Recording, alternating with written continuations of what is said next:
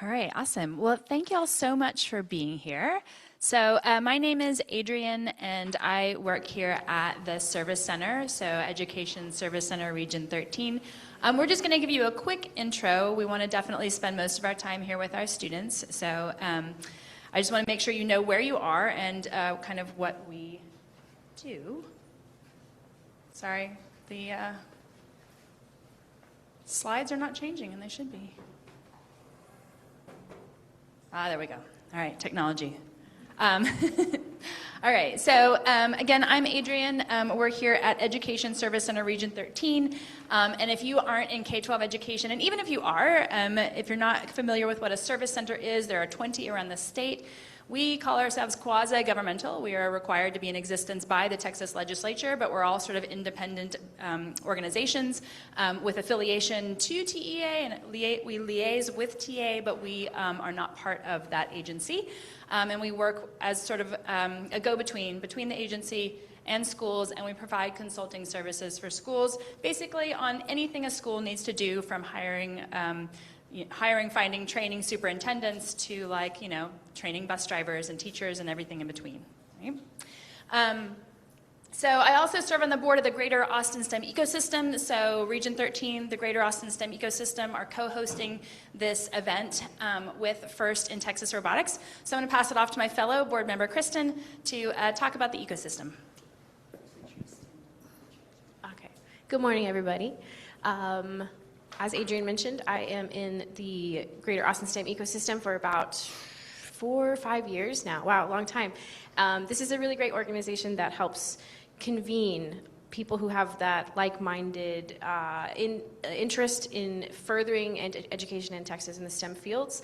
Obviously, there's stuff going on at the bigger levels that make that more difficult at times, and so we like to bring the smart people we can to support all of the amazing organizations in that space to see if we can make progress. Let me tell you a little bit more about it. So they provide, all these ecosystems exist kind of all over the country and a few outside of the country, offering learning opportunities, collaborations, all these different types of things to develop skills in the K through 12 and even beyond space. We think that these ecosystems provide a lot of support for facilitating those introductions so collaborations can happen, but also they do a lot of other actual programming too. It's everything from folks like myself. So I actually have nothing to do with education in my professional life. I am a tech person who existed at the end of the pipeline. So I was a tech recruiter for Google and Facebook and those kinds of places very early in my career. And I saw that there was a lot of opportunities for students to get better at having opportunities in that space, and it wasn't happening. And so that drew me to this part, which is like the beginning of the pipeline. How can we get more support for those people? I'm just one person who happens to be affiliated with this board, but most of the people in ecosystems are educators, people who run education nonprofits, people who are much smarter than me in this space, and we all try to collaborate to see what we can build. So here's a graphic that kind of says that there's a lot of us who are trying to do some good work here. Click. Ooh, can you help me? Oh, sorry. Probably that's in the Zoom. Here is a quick map that shows the now 120 ecosystems that currently exist. There's a couple in Texas, so we partner with the Alamo ecosystem in the San Antonio area, and there's one in the North Texas ecosystem as well. So and the TEA one, that's like the whole state, yeah. So there's a lot of opportunities for collaboration there, but obviously you can see people have made this a priority all over the country. And our actual mission statement here is to foster deep collaboration across these networks and systems to ensure that STEM programming is accessible to all students through all of Greater Austin. This ecosystem leverages resources supporting STEM education while reducing duplication and amplifying individual organizations and their collective impact. So that's what we're trying to do. Thanks for your support here today. I'm going to pass it off now. Thanks. Hi, and good morning, or good afternoon. I can't remember where we're at yet. My name is Dr. Eric van Gemeren. I have the incredible honor to be the chairman of the board and the current CEO of an organization called First in Texas. We're a nonprofit organization that focuses on an after-school K through 12 program our primary objective is workforce development. Like Kristen, I am not an educator. I'm an engineer by trade. I've been a registered professional engineer now for 34 years, recently retired from industry and get to do this kind of for fun. So let me maybe explain just a thumbnail sketch about why we exist and what we aim to do. If we look here at the state of Texas, although we're a very large state, if we look at it as our population as a percentage of the globe, the state of Texas represents 0.3% of all the population on the planet. And yet, the Texas economy generates more than 6% of all the economic output of the world.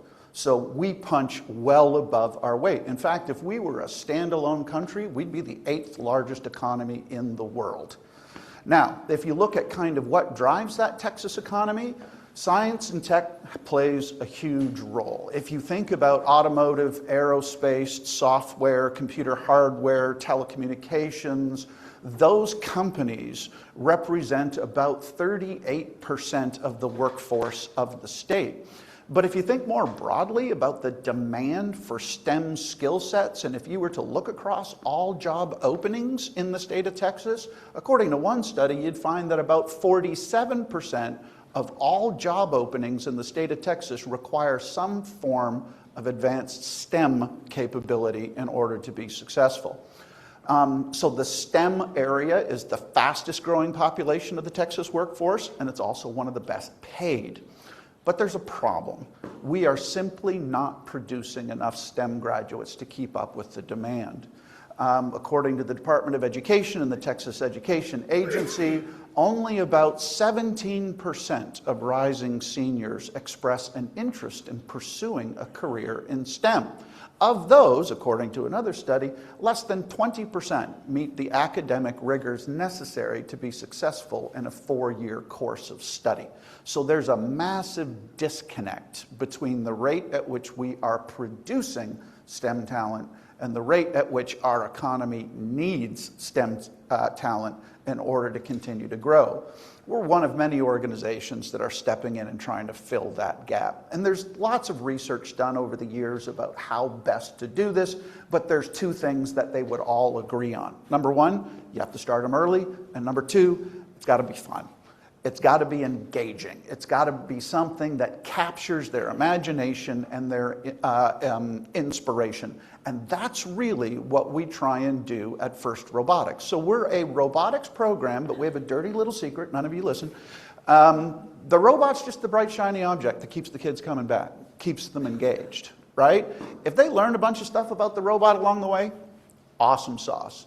But what we're really trying to teach them is much, much bigger than that. We're trying to teach them about themselves. First and foremost, you can accomplish anything that you want to accomplish as long as you're willing to work for it. In fact, this is one of our theories of change of this program. So if you'll permit me for another brief sojourn, if you look at females entering the STEM workforce, according to one study, if you were to go and survey a bunch of 5th grade females, over 80% of those 5th grade females say that they would someday like to grow up and pursue a career in STEM.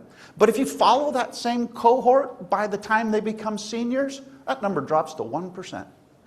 Because there's all these kinds of stereotypes running around in our society about girls can't code and girls don't do physics, and those kinds of stuff. And it's nonsense. It's complete and utter trash.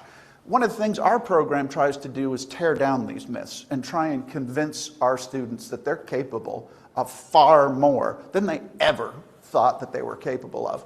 One of the other big things we try and teach our kids is that as good as you are always going to be more successful as part of a team than you are as an individual.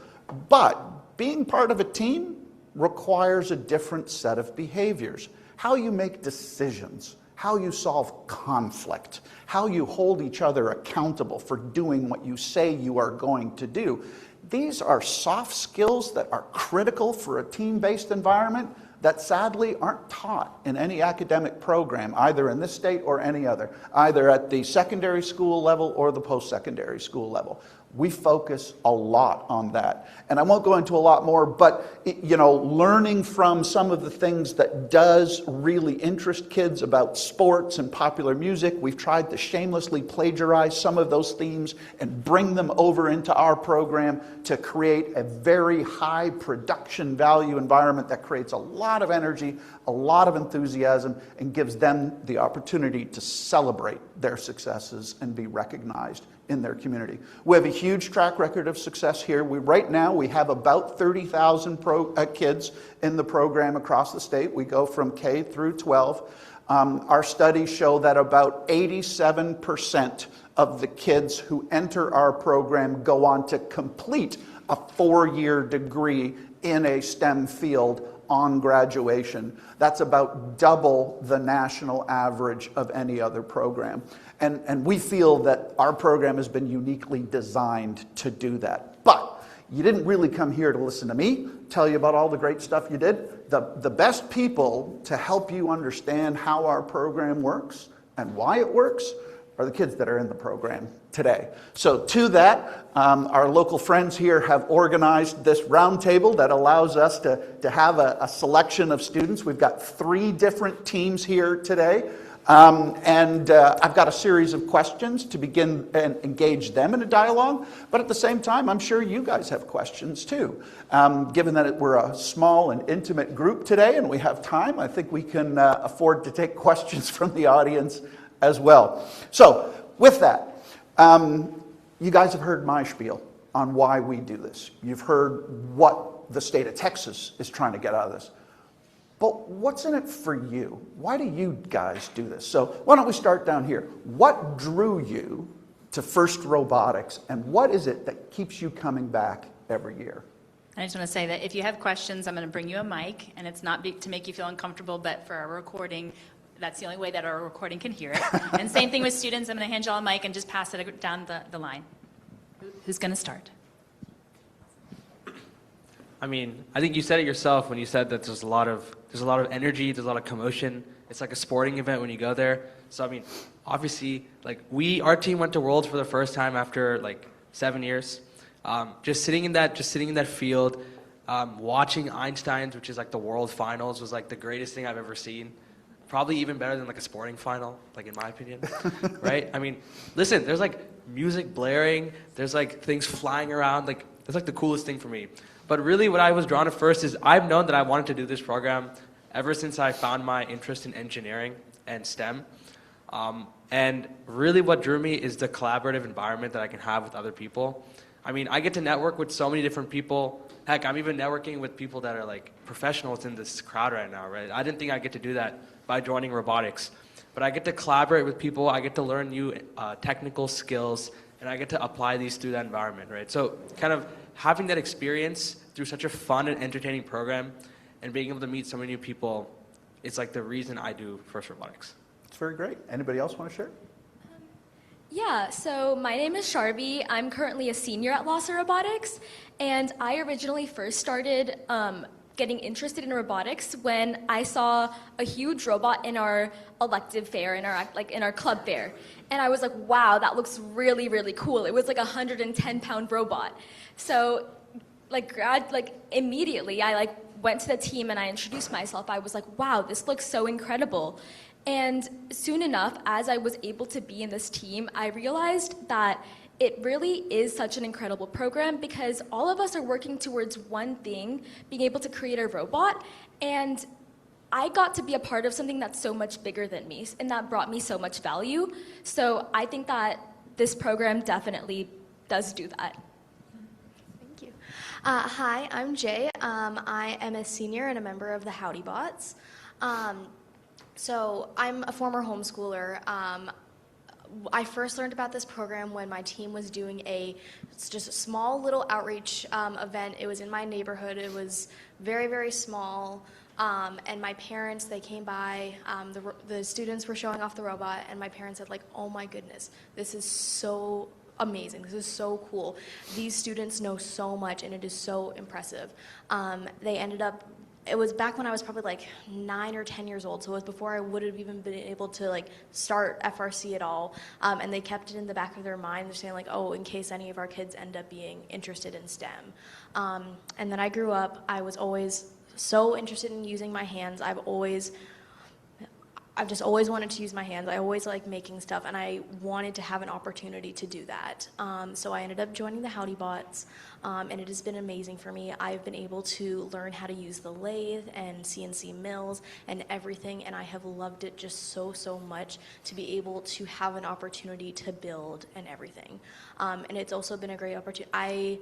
I grew up doing hockey and swim team. Like, I've been in a very competitive like fields for sports, and I'm gonna be honest, specifically for hockey, it's not like FIRST Robotics. It is very rough. You have to be rough. You gotta know how to chirp to survive out there, and I just was never cut out for that. Which is why I am so happy to have found FIRST Robotics, which is like a breath of fresh air. Everyone is so nice because we have something called gracious professionalism, which is competing with respect for your opponent. Like there's no like bad mouthing, there's no nothing. You go to your opponent and say, hey, even though you kicked our butts, you did great, and I'm so happy that we had a fair fight. And I am so happy that I have been able to find that in FIRST Robotics. Great. Just as we pass the mic down, I'm going to ask you maybe answer a different question, right? So now that you're in robotics, now that you're in this program, what do you think you're getting out of it? You know, I mean, can you point to specific things that have had an impact on your life, either in terms of your academic success, your areas, your social life? Help us understand what you are getting out of this as a human being. Yeah, of course. Howdy, I'm Carter. I'm a senior in the Howdy Bots, and some things that have really stuck out with me were like I'm able to network with a bunch of people. Like I go to Anderson High School, but it's a community team, so I've been able to meet people like Jay that are homeschooled, as well as meeting a bunch of different professionals in the field, be that through mentors on our team or other teams, and being able to meet through a bunch of people and communicating with other people gives you a lot of other people's experiences to add to your own, and I thought that was really cool, and that's something huge I've got out of FRC. I'm Chance. I'm a senior member of the Howdy Bots as well, and FIRST Robotics has done a lot for me. I have gotten so much out of it, but some of the main things would have to be just developing my problem-solving skills. Throughout my whole life, I have been a serial procrastinator, and there is nothing in my life that has made me want to actually work hard and get through the tough things like robotics has. It's also taught me several other skills that I can use towards, getting a good education, like my leadership skills. I was in a leadership position last year, and it really taught me how to connect with other people, how to teach, not just learn, and that was really useful for me. That's great. Hey, my name is Evan Robin. One of the main things that FIRST has taught me is that collaboration is extremely important, and that's what I've really taken away from it. Coming into high school, I was always really quiet, and now 4 years into the program, I feel like I've been able to advance my communication skills with my FIRST Robotics team, and that would be one of the main things I took away from the program. Before you answer, let's pivot the question again, right? So we've talked a little bit about what we've learned and why we're here. Maybe you guys could start now talking about how you think this is getting you ready for the next step in your journey, be that post-secondary education or maybe entering the workforce directly. How is this making you better positioned for success going forward? So, hi, I'm Sanvi. I'm part of the Spring Constant. I'm a senior on the team. So, when I first went into FIRST, I wanted to go into the medical field. I still want to go into the medical field. But now FIRST helped me realize how much of engineering is actually integrated into medicine. And so I want to use my experience in FIRST and continue that. So I'm actually going to go into biomedical engineering next year, and I'm going to use that education to then apply that to my medical degree and like clinical hours and everything I do in medicine. So that's where I'm going and how FIRST helped me realize that. So I'm Julian. I'm a design lead and a junior on the team. We use actual professional materials such as Onshape, which is a CAD software that allows us to design parts for our robots entirely. the same way we would in the actual field, but we also get to use the machines to help manufacture it and the programming and whatnot. That's great. Before we go on to the next set of questions, any questions from the audience or anything? Yes, sir. Hi. Can you hear me okay? Yeah. Oh, great. So I'm going to ask a completely unfair question because I know you're still in high school. But I'm curious, so many industries are changing right now because of AI, especially in tech. And, absolutely. Yeah, so many industries are changing right now because of artificial intelligence, and there's a lot of transformation going on in tech companies like Microsoft, and where they're shifting the way they're thinking about doing things. I'm curious about, like, what is it that, you're pursuing, a lot of you are pursuing a STEM education. What is sort of like your dream job moving forward? Is it more like, because like when I was growing up, people thought about the internet and programming. It's a little different now with AI out there. I'm curious about how these sort of transformations have changed the way that you're thinking about your future career. You got the mic. Okay, that's a great question. I realized I forgot to introduce myself. So I'm Salmik. I'm also a senior. I'm on the Lost Robotics team. I have a really big passion for computer science. So I know I want to study computer science as I go into higher education. So I think your question is really relevant, given that AI and ChatGPT is basically an expert coder. I think the stereotype or stigma is that a lot of people think that these fields can be automated. And I agree, right? If you want to be like a programmer, of course, ChatGPT or AI can do your job really easily. But I think what FIRST has shown is that a lot of these jobs, or a lot of the aspects that aren't really covered, is the creativity aspect. And so specifically within computer science, I have an interest in cybersecurity. And so to me, I want to be able to find specific vulnerabilities and make algorithms to find them. Of course, like the actual programming or the coding part of these can be done. But what I see is that if we can find ways to detect these vulnerabilities through a creative manner, I want to bring that sort of creativity to any job that I do. And I don't know for sure if my job path is going to change. Maybe I might go into like computer networking instead, for example. But I think within any career that I want to do, I want to focus more on the creativity aspect of it and applying these tools like ChatGPT or applying a lot of the tools that we have in order to fuel that creativity, because it's that sense of creativity that will fuel innovation in any field that I go into. And I think that's what my main sort of passion is. That's great. Anybody else care to opine? So I've always been interested. This has been something that genuinely I've been interested in since I was 2 years old. But I've always wanted to become an OBGYN. And I know the rise of AI. I know for me it's scary. I know I'm seeing it a lot in in school with a lot of people pursuing their professional careers, is they're relying a lot on AI to do a lot of the work for them. And I think it's just caused me to be inspired to, and this is something that I've also learned from FIRST Robotics, just from our teaching styles, and how we don't want to just tell people answers. We don't want to tell the people that we're teaching answers, because that just causes them to keep on needing to come back to you to find those answers. But we want them to be able to figure out the answers. We want them to be able to understand for themselves, and that's something that I'm trying to be conscious in my own educational career with, is I want to be able to understand stuff. I don't want to just be able to look it up and have it answer for me. And like one thing that I know AI will never be able to fully do is human interaction. That is the one thing that I want to do out of my medical field, or my career as much as I can, is I want to be a happy face. I want to be a supportive face. I want to be able to support my patients and support them, and I want to be able to make them feel good and feel comfortable. And a lot of those speaking skills are some that I learned through FIRST Robotics. Anybody else want to chime in? Thank you. I spoke about it earlier, but I want to be a neurosurgeon. And so I had the opportunity last year to shadow a bunch of doctors, mainly in post-op. And I noticed it was extremely hard to actually detect if something went wrong. They had to constantly monitor them. So answering your question, I wanted to develop some type of artificial intelligence software to basically keep on detecting patient vital signs and monitor all of that. So in case anything goes wrong, doctors immediately are aware of that. Last year, I was also given the opportunity to detect or make and create this Python software to detect pneumonia in patients using x-rays.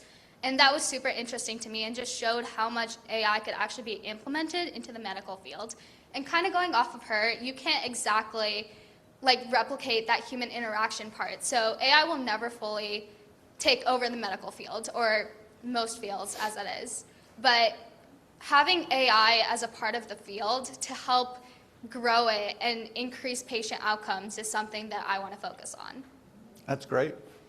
Any other questions from the audience? Yes, sir.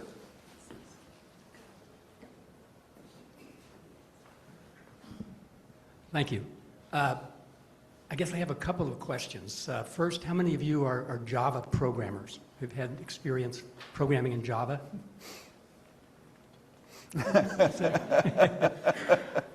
Okay, I assume it's real-time, kind of real-time robotics kind of thing.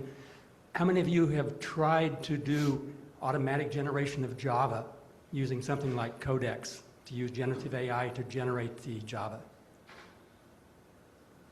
How many of you used it to generate Python code? Okay, what I'm seeing a lot of my experience background in software going all the way back to operating systems, and I'm seeing more and more now people, normal sort of product management people, using generative AI to generate prototypes. My understanding is sort of that's a difficult thing to do with robotics. And I'm wondering if you see any interest in doing that kind of automatic generation of Java, because what's missing in using generative AI to generate software is having people that can look at the software that's generated, understand what it's doing, understand why it's doing it bad. And I think there's an opportunity there that people need to look into. And I think people working in robotics may be the opportunity to do that, because you're all experts. I'm sure the ones that are generating Java, you're looking at that real-time Java. That's great insight. You know, you mentioned that you were working in both in Java and Python. Maybe you can share a bit with them on your personal journey on learning software and learning to code, and how our program has provided you a crucible for doing that, and maybe how you've evolved as a coder. Yeah, so I think it's a great question. So I've been learning programming since I was in elementary and middle school. I got my first introduction to Java in freshman year when I took AP Computer Science. And this was well before ChatGPT was getting good at generating code. So my first year on the robotics team, what I learned was, I learned all the syntax through my AP course, but the actual programming of Java on the robot is a little bit different, because you're provided a bunch of libraries that you can use, a bunch of packages that already give you a bunch of support. So things like CTRE, things like rev, these are like motors, and we can import these packages and directly interface with the motors through the code. So I think what we've also tried to do, just to kind of address your part of the question, is we learn all of this sort of syntax and all the libraries for the code through exposure to the program, I would say. So through exposure to actually programming the robot, programming the sensors, interfacing with the hardware. Recently, we have tried to generate parts of the code, or at least when we have an error in the code, for example, right? Sometimes we try to use a built-in extension, like Copilot is usually built into VS Code. So we'll try to ask it can you tell what's going on or why this thing isn't really working? And so sometimes it will find a bug, right? So if it's like a logical error in the code, it can easily find that error. But when it comes down to something where it's a problem in testing or robot manufacturing, it's not going to be able to tell you what the real problem is, right? So I think there is promise in using tools like Codex or generative AI to actually generate the code. I think you have to still have some human component to validate it, especially because once you code something, you try to translate it into a mechanical system. There's no guarantee that it's going to work for sure. But I think these tools can get better and better, and especially since a lot of these libraries are public and can be used for other applications. You can still have that sort of intellect from AI. I think there's still room for it. But I think the best part of FRC Robotics is like that trial and error is really what helps you teach and what helps you evolve as a coder. So I think if you can use AI in a way that sort of corroborates that instead of replaces that, then you can still learn all the necessary tools. Well, let's build on that. I want to tease that out because I think this is an important point. So as a software person, I bet there's lots of times when you're in the design cycle where you've come up with the concept of the robot and you say, no problem, I can go away and write the code for that. And you write it, and maybe you do some simulation and some local testing, and it works great. And then you go run it on the robot for the first time. Does it work? No. Okay. And why not? I mean, something that you simulate isn't necessarily going to correspond to what's happening in real life. I mean, I can give you an example. So our robot last year, we built an arm that would swivel backwards in order to score a PVC pipe. It was called Coral in the game. And so when we coded it, right, we were like, okay, we're going to do all the geometry. We're going to make it so that it angles up a certain way and then stops and then scores. One thing that we forgot was we forgot to add limits to the specific arm. So when we were testing really, really early on with this code, the arm went up all the way.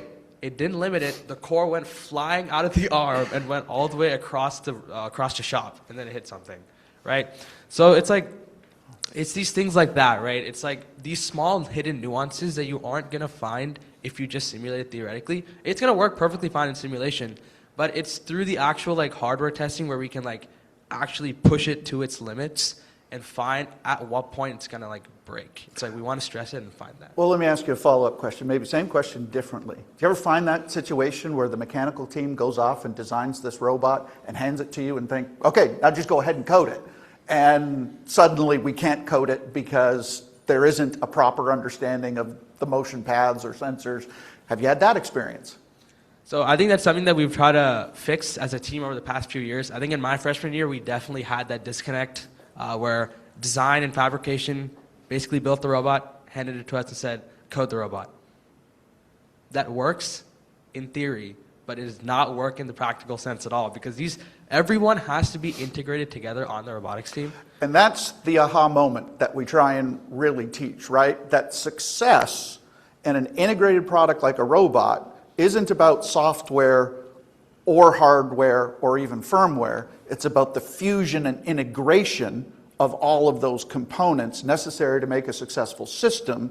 And I'd love to hear from you guys, most teams organize those in different groups. There's a different set of students that are doing the software from the hardware. And unless we force them to talk to each other and collaborate, they don't have these aha moments and they don't get the functionality. So again, we're using that robot as a crucible, as a metaphor to help them work out the interpersonal dynamics, to understand the basics of requirement definition, prototype design, concept testing and validation, et cetera, et cetera, et cetera. Maybe somebody could share some personal experience about how do you guys organize the students on your team? How do you get that collaboration? How do you make sure that mechanical is talking to electrical, is talking to software, and how that all fits together with perhaps project management and resource management? Anyone? At least last year, one of the things we did when prototyping for the start of the new season to make sure everything was going smoothly, we split our team up into different guilds for different parts of the robot. One part of the robot being the intake, one being the transfer, one being the outtake.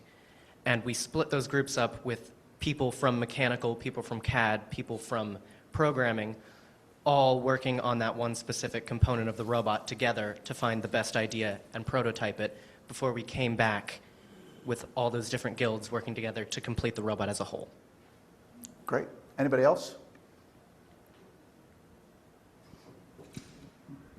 I do want to add that our team has worked really hard in integrating this communication throughout the years, like Salmik mentioned. We have worked a lot to improve this. So one thing that we do is we have debriefs at the end of each meeting so that everyone is able to talk about the progress that we've made, and we're able to really like cross-communicate between different sub-teams, and we get to learn a lot of communication skills from this and a lot of team building and teamwork. That's great. Next question, but perhaps to set the context for the audience. In order to make this like real life, we try and make sure that they have to do this on the fly. So the robot that they have to design is in response to a game they've never seen before, and this year you're going to get to see it on, what is it, January 10th. So they'll see it for the first time on January 10th, and they have no idea what's coming. And they get exactly 6 weeks to design, build, prototype, test, iterate, and practice before they have to go and compete at their first event. So we intentionally compress the timeline to force all this to happen in real time. Maybe you can tell me, what's that experience like? What's that dynamic like between students that are doing strategy versus students that are doing the CAD versus students that are doing the build versus testing, etc.? How does that work in your team? So it's definitely a struggle. I know that's definitely something that we have to work on and we have to intentionally keep in mind every single year. But we always, I was gonna say one thing that has always gone in our favor is we have a very tiny shop, which means that it's very, very hard to get away from each other and make it hard to not have that intercommunication. We are always talking to each other. We're always like, even if we're not in official meetings, because we do have our big like official like group like share outs where we're talking about, hey, here's what we did, we're still talking to each other and say like, oh, I'm trying to figure out like, oh, here's what the best autos are, and it's like, oh, another person will pop in because we used to all work like 10 feet away from each other, like, oh, hey, like, here's another, like, we're always working together, we're always talking to each other, and I know that's something that comes from having a good team culture, and actually we like each other on our team, we like being around each other, we're around each other more than we're around our families sometimes, especially in the build season, but we're always talking, and I think that is one of what helps us be the most successful. I know I always love, like, I'm a manufacturing student. I hate to say it, I have no idea what's going on in programming. I don't want to know what's going on in programming. It is beyond my scope. I just make stuff. I just make the robot. But I still like to have conversations with the students. And what's really great for that is they have to explain it to me like I'm like 2-year-olds, because that's my knowledge I have with it. Which you wouldn't think it, but being able to explain your complex like thoughts like that, like I can't even give an example for programming. I genuinely don't know. Like trying to explain like your big thoughts, your big complex thoughts into something that someone with basically no knowledge, like that has no knowledge, is so important as like to just building. You need to be able to simplify. You need to be able to have a big understanding of everything to be able to do it well, which is something that I've always found was, yeah, great. I don't know what I'm talking about anymore. Anybody else want to chime in? It's 6 weeks. It's an adrenaline rush. Everyone's working together. Like the game comes out and immediately afterwards, I remember last year we were talking about strategy, what we were going to do. There were people running around the shop trying to like simulate it. And that's how we started. And then when we get closer into our, like when we start actually building our prototyping and discussing what we want to do, there's people, mechanical in the shop trying to work together to make a prototype, and then programming's working along with them. And then during our lunch hour, we're in the shop looking at like week 0 events, trying to figure out what strategies are actually happening. On the strategy team, they're trying to come up with like a new scouting pass for us to go through, and then people are like learning how to use the scouting pass, especially with the rookies. It's this entire thing that's just happening, and it's all it's like rushing in 6 weeks. And then suddenly you have your first event, and it's just like, you don't know if the robot's going to work. You don't know how it's going to function. You've tested it before. I remember going in last year, and we hadn't even tested if it worked properly. We assembled everything, and we went in, and we didn't know what was happening. And then it scores. And everything is just, it's that one moment that makes it all worth it. And then you come back from that event and you work together to figure out where to move on from that next part. And then you have another event in like 3 weeks or something like that. And you like rush once again to figure out how to improve the robot. And then sometimes you disassemble an entire thing. Last year we had a climb and it didn't work. It went against the rules. And so a bunch of people stayed up that night and tried to figure out like what to do. We all rushed towards assembling this new climb. And it climbed at the next event and it worked. And it's this adrenaline rush of something that's so exciting. It's really exciting to see everything come together. And it's just so fun. It's this entire community. Maybe you could talk a little bit more, somebody, about the iteration that you go through. So you go through 6 weeks of intense design and build. You go to an event.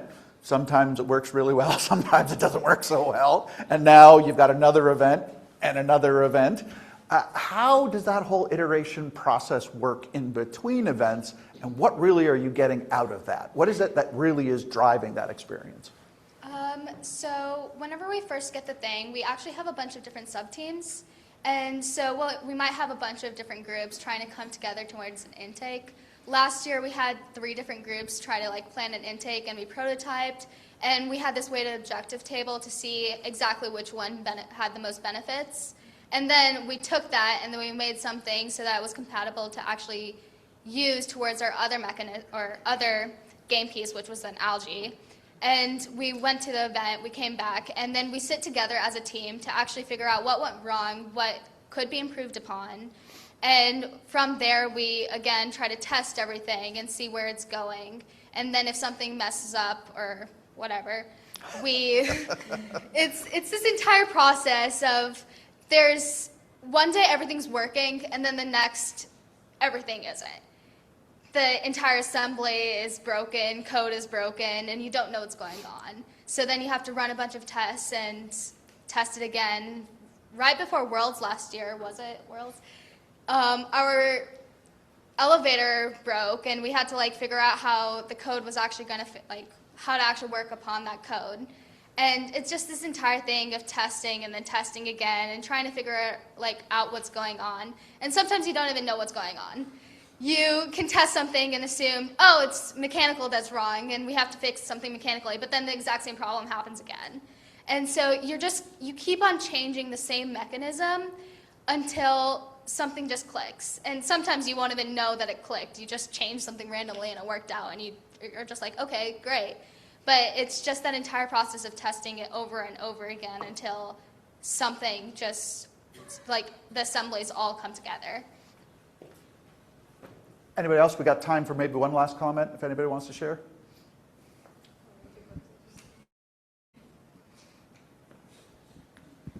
I just wanted to add one more thing. I think that through that iteration process in the build season, we learned that it really is okay to fail, and we come together as a team and we build on that failure, and we are able to create a solution out of it.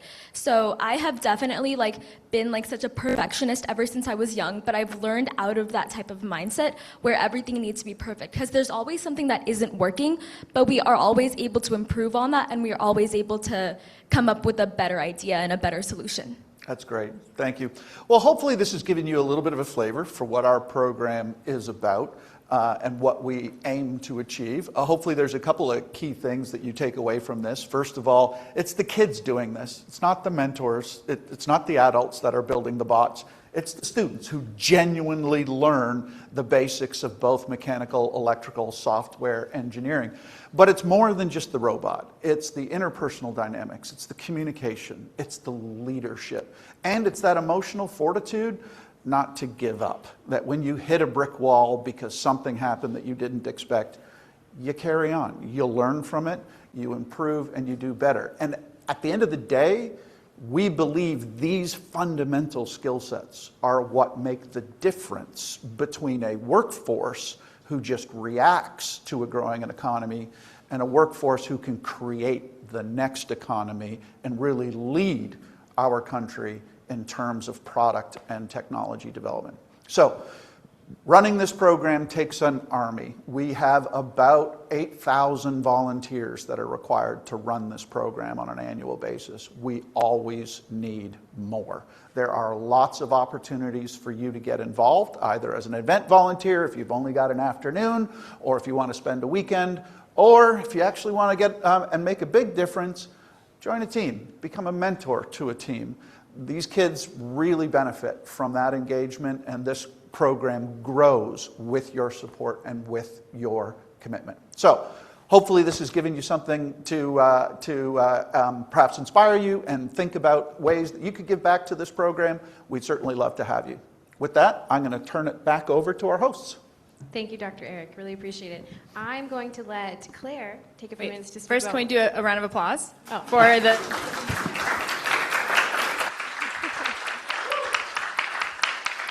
Thank you to our panelists as well. Really appreciate your insights. You're what we're all working towards. And so hearing you speak directly back to us is really, really great.